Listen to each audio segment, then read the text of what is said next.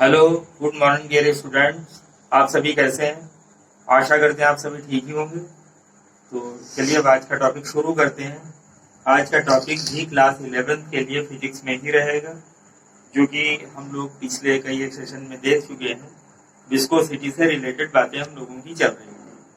पिछले सेशन में हमने आपको स्टोक्स लॉ के बारे में बताया हुआ था, उसका डेरिवेशन भी डायमेंशनली क्या बनता है वो हमने आपको बताया। टर्मिनल वेलोसिटी हम आपको ऑलरेडी समझा चुके हैं कि वो क्या थी। अब आज का जो रहेगा टॉपिक वो टर्मिनल वेलोसिटी कैसे डेराइव करें, यानी उसके लिए फार्मूला जो बनेगा उसको हम कैसे ऑब्टेन करें, आज उसकी डिस्कशन हम लोग करेंगे। एक बार को फिर से हम इंट्रोडक्शन देना चाह रहे हैं टर्मिनल वेलोसिटी का, कि उसको हम लोग कैसे फिर से समझ पाए, उसको रिकैप्चर करना चाहेंगे। कि हमने आपको पहले ही बता रखा है कि जब कोई भी ऑब्जेक्ट, यानी कोई एक हैवी बॉल भी कह लें, थोड़ा कॉम्पैक्ट साइज में आकार में हो, अगर वो किसी लिक्विड में ड्रॉप करेगी तो हम जानते हैं कि उसको भी लिक्विड की डिफरेंट लेयर को हटाते हुए अपने लिए जगह बनानी है। तो इसमें होता क्या है, इस स्ट्रगल में हो क्या रहा है कि उस बॉल के कांटेक्ट में जो लिक्विड की लेयर है वो तो उसी वेलोसिटी या उसी स्पीड से चलने की कोशिश करेंगे जो बॉल की है, लेकिन उससे हटके जो लेयर है वो तो इतनी वेलोसिटी से थोड़ा कम पे ही होंगी। इसका अलावा हर एक डिफरेंट लेयर जो है आसपास की, तो इनके बीच में क्या हो जाती है, एक रिलेटिव मोशन शुरू हो जाती है, जिसकी वजह से एक ड्रैग फोर्स फॉर्म हो जाता है। वही विस्कस फोर्स जिसको हम लोग कह रहे हैं, जो कि अपवर्ड डायरेक्शन में एक्ट करता है, यानी ऑब्जेक्ट की मोशन से अपोजिट एक्ट करता है। तो इसी ड्रैग फोर्स जो कि ऊपर की तरफ एक्ट कर रहा है और बॉडी किधर आ रही है, यानी बॉल किधर आ रही, वो नीचे की तरफ आ रही। तो इक्विलिब्रियम सिचुएशन में क्या कहेंगे कि जब इक्विलिब्रियम की स्थिति आ जाएगी तो बॉडी इरेगुलर वेलोसिटी जिससे वो गिर रही थी, कुछ एक सेकंड के ही अंदर वो धीरे धीरे धीरे अपनी वेलोसिटी को मेंटेन कर लेगी, फिर वो रेगुलर वेलोसिटी से नीचे बराबर एक फिक्स कांस्टेंट वेलोसिटी से नीचे आना शुरू होगी। तो इसकी वो जो मैक्सिमम पॉसिबल वेलोसिटी है जिससे कि फिर ये ड्रॉप करते हुए बॉटम तक आती है, ये फिक्स वाली जो मैक्सिमम वेलोसिटी बन पड़ती है, यही उसकी क्या थी, टर्मिनल वेलोसिटी थी। ठीक है, कि टर्मिनल तक वो इसी वेलोसिटी से पहुंची, यानी अपने छोर तक वो इसी वेलोसिटी से पहुंची।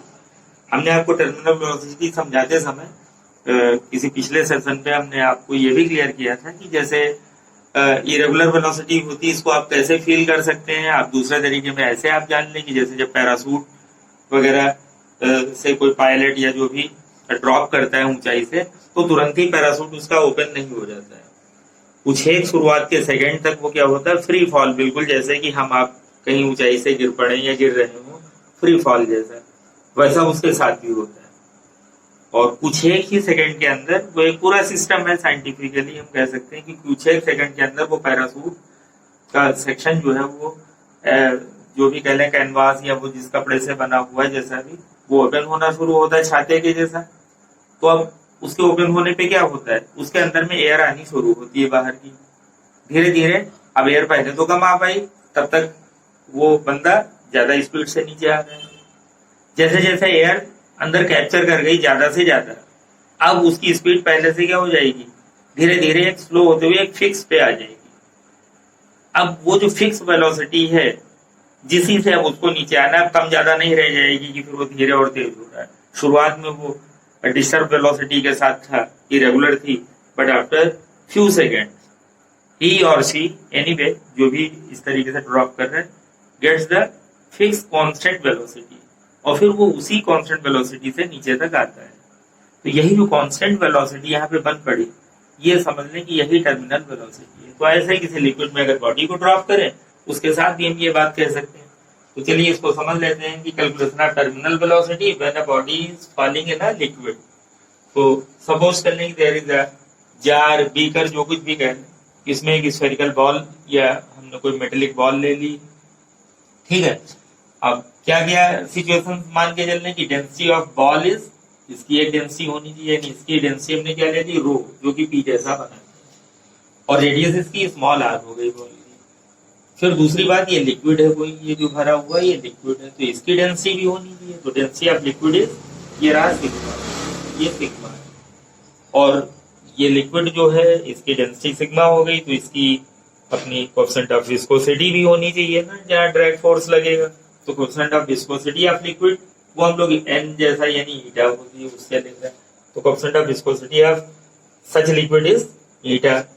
और अब बॉल जिस वेलोसिटी से नीचे आ रही है, फिक्स वाली वेलोसिटी जो मिल गई, that is the terminal velocity. ठीक है, तो ये स्टेटमेंट में ये सारी बातें हो गई। और अभी हमने टर्मिनल वेलोसिटी आपको क्लियर ही कर दिया है एग्जाम्पल के साथ भी।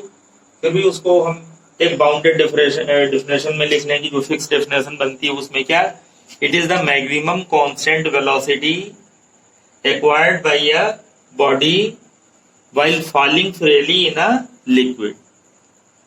I repeat again, it is the maximum constant velocity acquired by a body while falling freely in a liquid।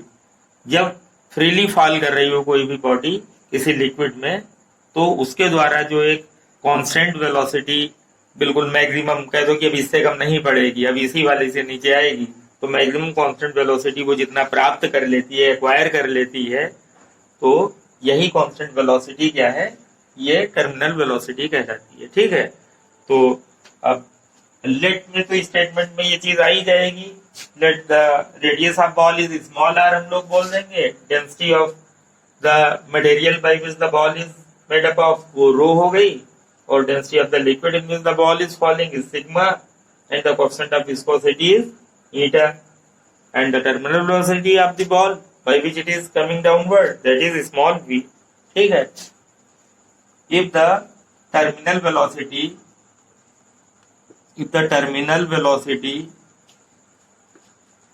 of the ball is v, then we have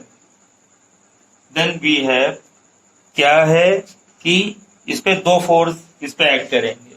तो there are two forces act on the ball या body जो भी कहते हैं। एक तो effective force downward, क्योंकि इसको आफ्टर ऑल नीचे ही आना है, इफेक्टिव फोर्स डाउनवर्ड एक एक्ट करेगा क्योंकि ये नीचे आ रही। दूसरा हम सभी जानते हैं कि ड्रैग फोर्स एक फ्रिक्शन की तरीके से वो तो अपोज कराएगा, वो किधर एक्ट करेगा, ऊपर। तो इसी की हम लोग एनालिसिस कर लें कि देयर आर टू फोर्सेस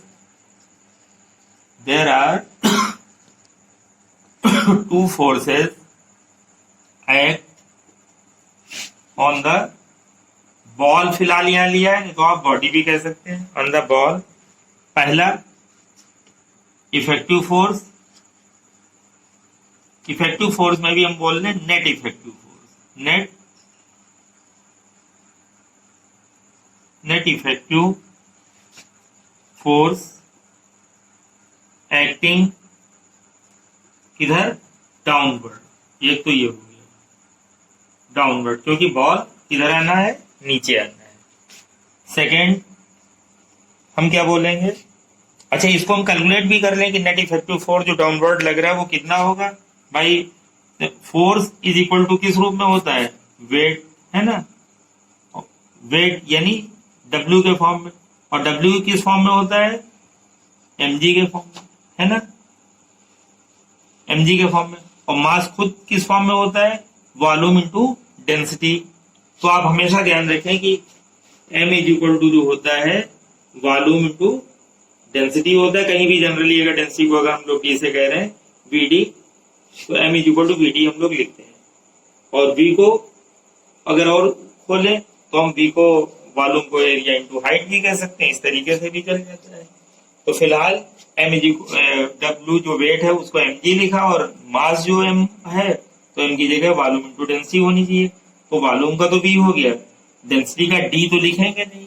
यहाँ पे दो तरीके की डेंसिटी है, एक तो बॉल की डेंसिटी रो और एक लिक्विड की डेंसिटी सिग्मा। अब लिक्विड तो अपोज करा रहा है बॉल के नीचे आने का, क्योंकि उसमें विस्कस ड्रैग लग रहा है जो कि उसको सपोर्ट तो नहीं कर रहा है नीचे आने में, उसको अपोज ही कर रहा है। इसका मतलब जो है हमारे पास नेट जो डेंसिटी देखेंगे वो यानी बॉल की डेंसिटी में से हम किसकी डेंसिटी को सब्ट्रैक्ट कर लें, लिक्विड जो भी है उसकी डेंसिटी को सब्ट्रैक्ट कर लें। क्यों, क्योंकि आफ्टर ऑल बॉल नीचे आ रही है तो बॉल की डेंसिटी ज्यादा जरूर होगी, और लिक्विड अपोज कर रहा है तो उसकी डेंसिटी सिग्मा वाली जो है, अपोज कर रहा है मतलब बॉल नीचे आ रही है तो ये अपोज का मतलब उससे तो अपोजिट ही हो गया। और वो अगर सिग्मा है तो हम क्या कह लें कि यहाँ पे रो जो है हर हाल में क्या है, सिग्मा से बड़ा जरूर है। क्यों? क्योंकि बॉल की डेंसिटी ज्यादा होगी तभी बॉल कहाँ बहेगी, नीचे। हर हाल में लिक्विड की डेंसिटी उससे क्या होगी, कम ही होगी। तो रो इज ग्रेटर देन सिग्मा, ये तो माने। तो यानी नेट डेंसिटी क्या काम करेगी, रो माइनस सिग्मा। ठीक, रो नीचे की तरफ और सिग्मा चूंकि लिक्विड का है और लिक्विड वहां पे अपोज कर रहा है मोशन का, तो v और रो माइनस सिग्मा। तो m की जगह हो गया vd, है ना, vd जैसा ये v और ये ब्रैकेट मिला के d यानी डेंसिटी जैसा हो गया। तो m इतना हो गया और g ये रहा। ओके, तो ये हो गई पहली बात। दूसरा कि विस्कस फोर्स या कह लें ड्रैग फोर्स, विस्कस फोर्स या कह लें ड्रैग फोर्स एक्टिंग अपवर्ड, वो किधर एक्ट करता है, अपोज करता है ना बॉडी की मोशन का, तो एक्टिंग अपवर्ड, तो ये ऊपर की तरफ एक्ट करेगा। ओके, और इट इज गिवन बाई, आप स्ट्रोक्स लॉ से आप इसको पढ़ चुके हो, क्या बोला था, 6 पाई ईटा आर और वी, ये बोला था। ओके, तो नेट इफेक्टिव फोर्स नीचे की तरफ ये, और ऊपर की तरफ जो ड्रैग लगेगा वो ये। अब जो इक्विलिब्रियम की सिचुएशन जब होगी, जब कहेंगे in the position of equilibrium, तो कहेंगे ये दोनों जो फोर्सेस हैं ये एक दूसरे को बैलेंस कर देंगे। तो in the position of equilibrium,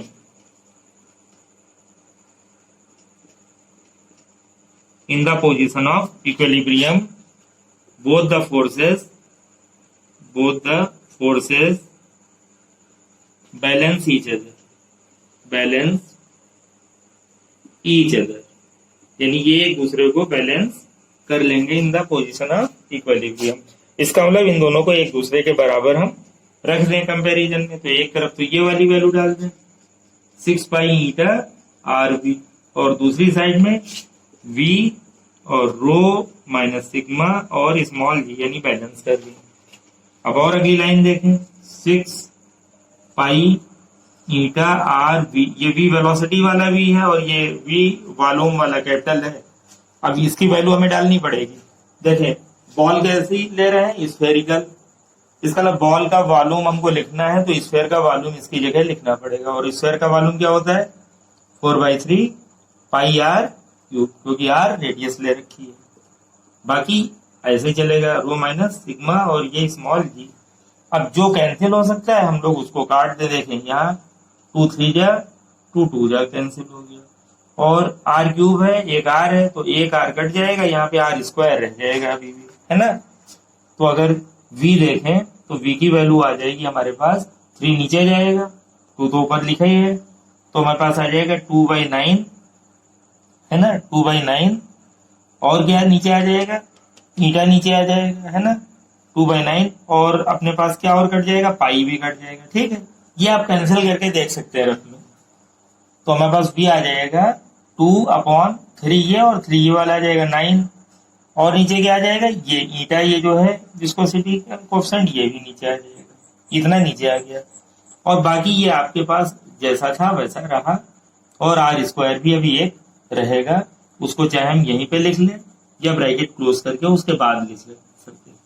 फिर से देख लें क्या बचा, 2 बचा, और यहाँ पे आर क्यूब था, वहां का एक आर कटा है, वहां का एक आर हट गया इसमें से, आर क्यूब में से, तो 2 बचे हैं, आर पे पावर 2, तो 2 आर स्क्वायर, ये रहा 2 आर स्क्वायर, अपॉन में क्या आएगा 3, ये भी 3 नीचे आ जाएगा, 9 बन जाएगा ना, ये आके 9, और ईटा भी नीचे आ जाएगा, तो 2 आर स्क्वायर अपॉन 9 ईटा, और ये ऐसे रहेगा रो माइनस सिग्मा और साथ में जी। तो ये जो फार्मूला आ गया, यही किसका फार्मूला है, टर्मिनल वेलोसिटी का फार्मूला है। ये फार्मूला भी अपने में इंपॉर्टेंट है, साथ ही साथ फार्मूला अपने में इंपॉर्टेंट का मतलब है कि इसकी डेरिवेशन भी इंपॉर्टेंट है। 11th का कोर्स बोर्ड का तो नहीं है, बट स्कूल के पॉइंट ऑफ व्यू से ये एक इंपॉर्टेंट पॉइंट ये भी बनता है इस चैप्टर का, अक्सर डेरिवेशन इसकी पूछ ली जाती है। दूसरा ये कि न्यूमेरिकल भी इस पे बेस्ड बिल्कुल सीधा होता है कि सारे डेटा दिए हुए होते हैं, सिर्फ हमको इसमें डेटा फिल करना होता है, और उसमें बस सिर्फ इतना आप याद रखने की जरूरत है कि डेंसिटी को ध्यान से रीड करें कि कौन सी लिक्विड की है और कौन सी उस ऑब्जेक्ट की है। हर हाल में न्यूमेरिकल में ऑब्जेक्ट की डेंसिटी जो दी होगी वो आपको ज्यादा दी होगी और उस लिक्विड की डेंसिटी जरूर कम दी होगी। अगर ऐसा नहीं है तो जान लें कि वो बॉडी लिक्विड में ड्रॉप करने पे वो बॉटम पे नहीं आने वाली है, क्योंकि अगर डेंसिटी किसी की ज्यादा है तभी वो ड्रॉप करेगी, अगर डेंसिटी कम है तो वो ड्रॉप नहीं कर पाएगी। तो आप इस पे बेस्ड न्यूमेरिकल्स भी देख सकते हैं। तो आप इस फार्मूले को एक बार रिवाइज करने की कोशिश करें और आप हमारे चैनल को जो है लाइक सब्सक्राइब करना ना भूलें। आप कोशिश करें कि आप शेयर भी करें और साथ ही साथ ये है कि आपको अपडेट्स मिलते रहेंगे और शेयर करेंगे तो लोगों को भी इससे बेनिफिट ही होना है। I hope so. तो okay, thank you, have a nice day.